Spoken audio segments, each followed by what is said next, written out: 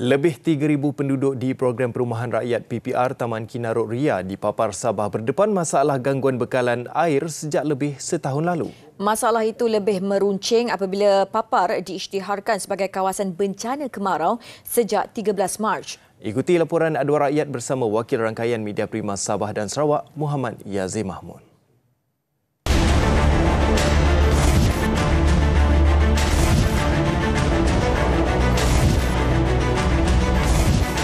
Penduduk di PPR Taman Kinarut Ria antara 150,000 penduduk yang terjejas akibat bencana kemarau dipapar. Bekalan air terpaksa dicatu bagi menampung permintaan ramai penduduk.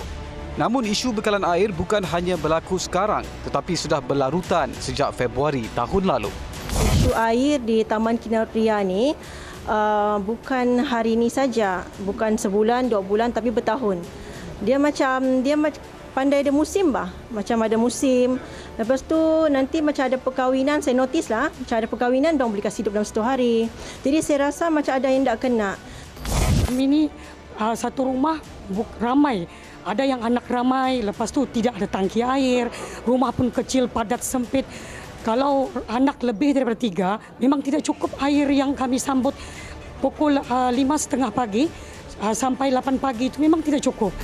3,000 lebih penduduk PPR Taman Kinarut Ria menghadapi masalah air dengan pengurusan taman ini.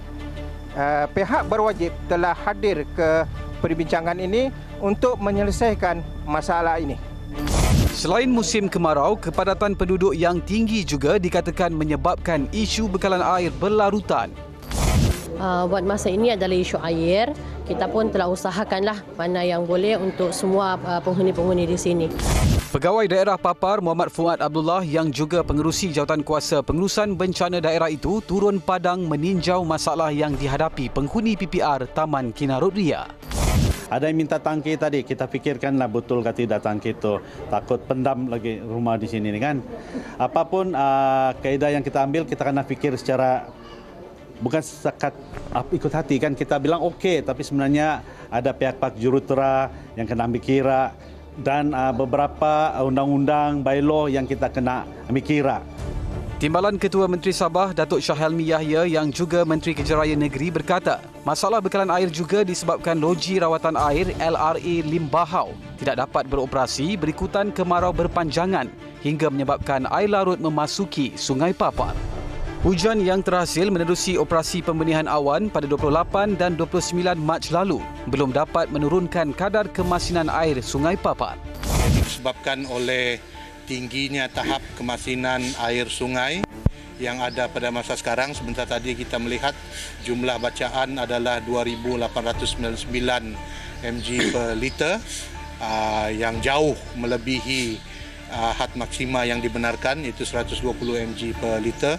Jadi loji ini tidak dapat berfungsi.